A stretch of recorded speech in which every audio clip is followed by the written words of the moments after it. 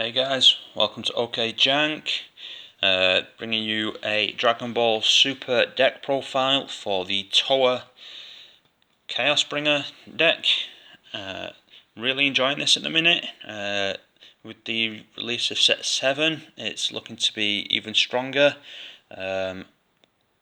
So in a couple of weeks when that's out, I'm trying to do an updated deck list for it, see how it affects it. But let's just get into it at the moment. So, once per turn, burst 3, look at top 5 for a Fu or a Mirror, add it to your hand and then shuffle. It awakens when you have 10 or more black cards in your warp. It's a draw 1, switch 1 energy to active, awaken. Then on the awaken side, which is where this card really shines, considering you can awaken turn 1 or 2 if you're going really well, or 2 or 3 usually. It's activate main once per turn, choose 3 black cards in your warp and place them in the drop area, choose 1 mirror card in your battle area and it gains critical for the duration of the turn, which is really good. Just even putting 3 black cards back from your warp into your drop to help fuel over realm next turn is really good. And then the one skill that makes it really good is the activate battle once per turn for 1 energy. You could choose 1 card in your hand, place it in your drop, and then you can negate 1 keyword skill on an opponent's battle card and negate it for the duration of the turn. That's really good because on other cards that have had similar-ish effects, which are kind of game-ending or do similar, it's once per game. It negates that effect then for the rest of the game, but this is repeatable. So you can negate things like critical, triple strike, dual attack, that type of things. So the leader is like, you don't care about taking damage so much because it puts cards in hand to stop your opponent playing things like that. So that's the leader. Then got 4 Supreme Card of Time, which is the super combo for black, which is when you have 5 more cards in your warp, you can draw 1 and it gains a 10,000 power combo for the duration of the turn. So it's just a standard. Then running 3 Mirror, Create or Absorb. Overwhelms 4 and 1. It's got Deflect, so your opponent can't counterplay it. And then when you play it using Union, your opponent chooses 3 cards from hand, sends them to the warp, and then this card gets double strike for the duration of the turn. It's a 30k body, but then when it attacks, it gains 5,000 power for each card in your warp. So you're waking on with 10 cards in your warp, it's going to be gaining 50,000 power, so it'll be an 80,000 power. Then if you played it using Union, it'll be 80,000 power double strike that's pulled 3 cards from your opponent's hand that they can't get back unless they're also playing some form of black. So it's just a really good card to be playing as a finisher. Then the Jank side, 1 Force Destruction Mirror from the Ultimate Box. Xeno evolves to 5 onto a mirror, and then triple strike for 25k body, and then when it evolves, if your leader card's Towa or an android and you have 10 more black cards in your warp, your opponent chooses 3 cards from the hand and sends them to the warp. So this is another finisher when people are expecting this. You can play this then. It's really just another finisher that people aren't playing so much. I've seen a couple of lists run it as like a 1 or a 2 of, just running it as a 1 of. I don't think it's that important since you'll very rarely get to a game that goes to 5 energy. But we are then running 4 Mirror Self-Reformation, which is double strike, the Union Absorb, so you choose a Towa card in your warp, place it under this card, and then if your leader card has a Towa card, you can choose 1 mirror card from your deck with an energy cost of 7 and play it in active on top of this card. It's got Deflect, Then permanent, if you have 10 or more black cards in your warp, it becomes a 4-drop. Size is reduced by 1. It's really good. The fact that it specifically says in the Union Absorb to play the card in active mode on top of it means that you can swing with it, then put the Towa under it, and then play this on top, and then swing with this to kind of help finish the game out if they've taken the damage off of this. It rips the cards back out of the hands. And then because it is a hand control deck and we want to maintain advantage as early as we can, 4 Relentless Destruction Mirror. I believe one of the original kind of few Overwhelm cards. So Overwhelm's for 3. Then when you play it using Overwhelm, your opponent chooses 1 card from the hand and places it in the drop area. It's just really good advantage. It's 15k. Attack out of nowhere can be really good. Then we're running 4 Dark Absorption Mirror. I've seen people run this at 3, but for consistency I want to run it as 4. Overwhelms for 3, Union Absorbs for 4, and then same thing, you put a Towa from your warp under this card, and then you choose 1 mirror with an energy cost of 7 in your hand or warp and play it on top of this card in active mode. So this one pulls it from deck to play it, and this plays it from your hand or your warp. So you can always get it out at some point, which is why I like to run it as a 4 of, even though you are spending 4 energy to Union Absorb, then I like it. It's, like I say, it lets you get your finishing piece no matter where it is, except from deck, which you have the other one for. Then I'm running 2 Time Ruler Towa. Overwhelms for 4. I very rarely use this, it usually just gets charged because it's 10k body for Overwhelm 4. But when you do Overwhelm, you can choose one of your opponent's battle cards with an energy cost of 2 or less and gain control of it. Gaining control of it does not pass back to your opponent at the end of your turn, so as long as it's on the field, you control it. What I do sometimes is, if they're playing slightly slower decks like the Shenron, but they have a 1-drop, I'll steal it just to help combo up my side later on, or I'll keep it defensively on the field. And then if they have an effect that KOs it, people don't like you stealing the thing, so they'll usually KO it so that it's not on your side of the board. So it's useful. It has its uses other than the Union material. And then we have another Towa, Umbral Invitation Towa, Dark Overwhelm for 4 and 1 energy. So then it's 14k, 4-drop, 15k body, sorry.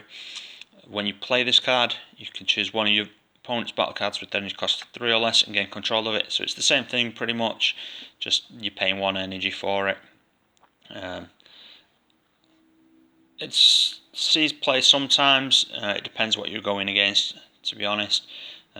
Both have uses, especially against things like the skillless decks where they're playing lots of low cost cards to swarm the field.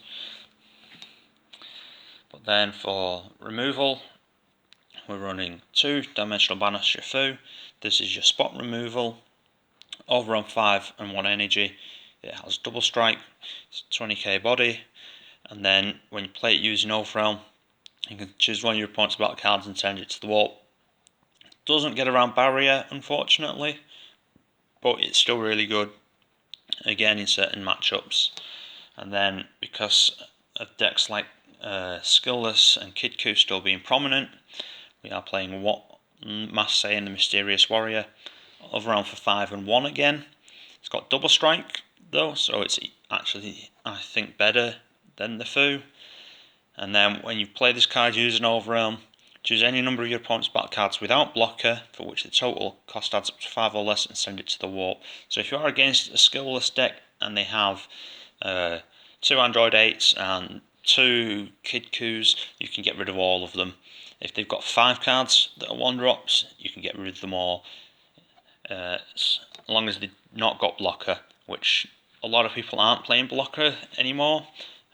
Certain decks will play the free ones, but this will get around most other decks. Then, continue advantage, we've got Scientist Fu, overarms for 7 and 1, double strike. When you play them using overarm, you can draw 2, so then you can combo with them, those pieces that you've drawn, and then help fuel your drop for next turn's overrealm. Then to get things back from the overrealm, we've got Trunks, power overseeing time, overrealms for 4 and 2 energy. It's got double strike, and then when you play it using overrealm, you can choose 1 battle card in your warp and add it to your hand.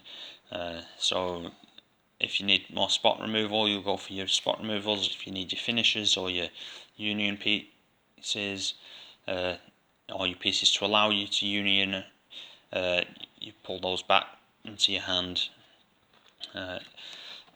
I'm not running the Vegetas because I think it's ridiculous that 1 card is as expensive as some budget decks. At £40 a card, to run 4, it's like £120, which is about the total of this deck for 4 cards, which aren't necessarily needed. But I'm also running then 2 Supreme Kai of Kai, Supreme Kai of Time Disruptor. Counterplay, play this card, and then neither player can attack with cards of 2 energy or less, including you. And then when you play it, you draw a card, so it replaces itself. And because you're not really attacking because you're a hand control deck, but you do have the option to attack, none of your cards that you're going to be attacking with are 2-drops, so you're unaffected. However, you do need to remember that it does affect you as well. There's been a couple of times I've seen where people will play it and then they will next go to attack with like the yellow Krillins. Their opponent will take a life, and then it gets ruled that because your opponent hasn't maintained the state of the game, you get to choose a card from the hand for them to drop, I believe is the way it's been ruled.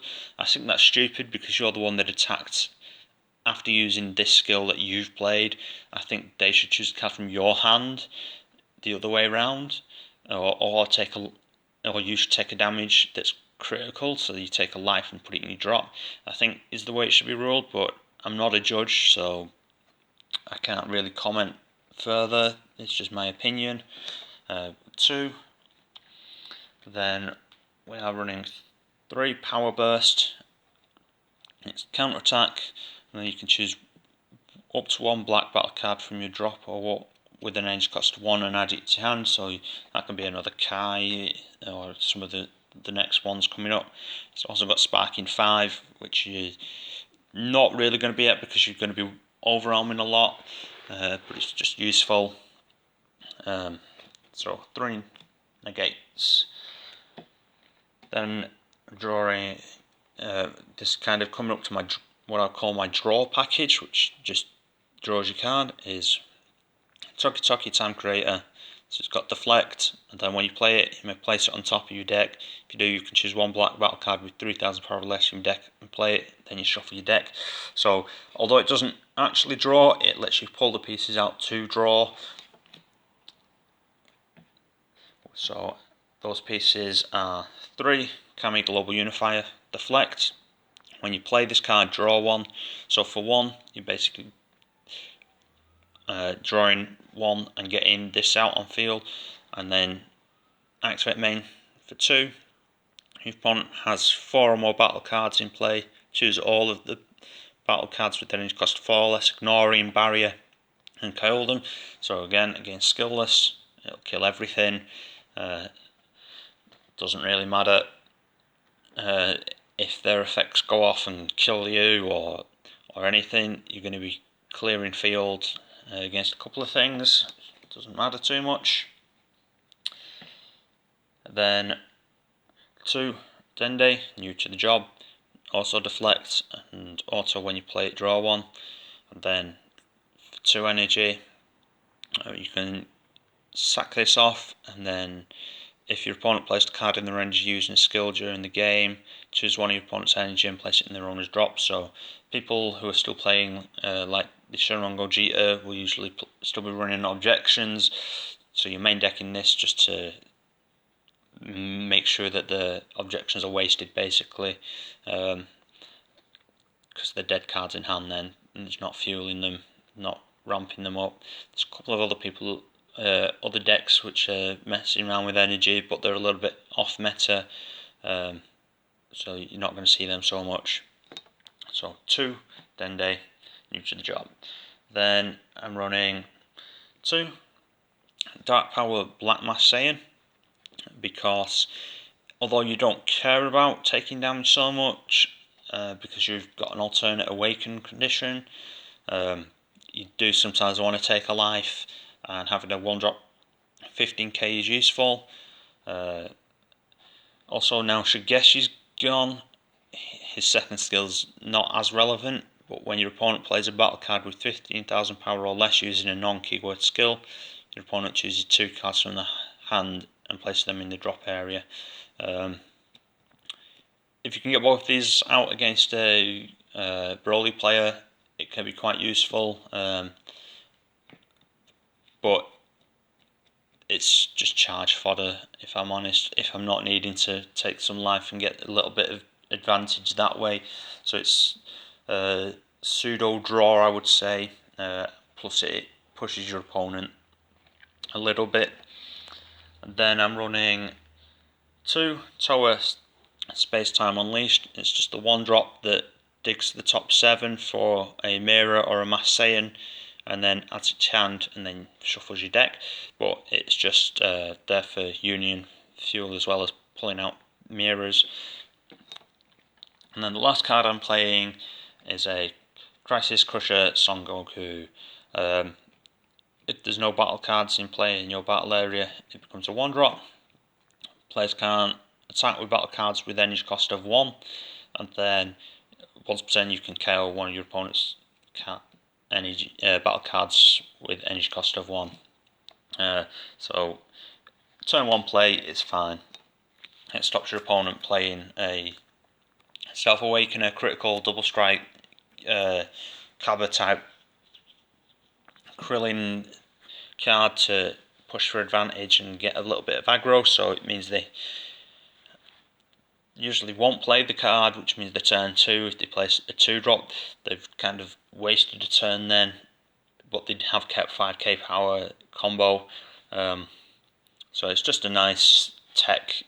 You could swap this out for another Dende or something, even another Towa, just to make this more consistent. However, I do like it in my meta where people are playing more aggro-y, rushy type builds. So that's my Towa Chaos Bringer deck. Hope you've enjoyed. If you've got any comments or feedback, leave a comment below, and catch you next time. Bye.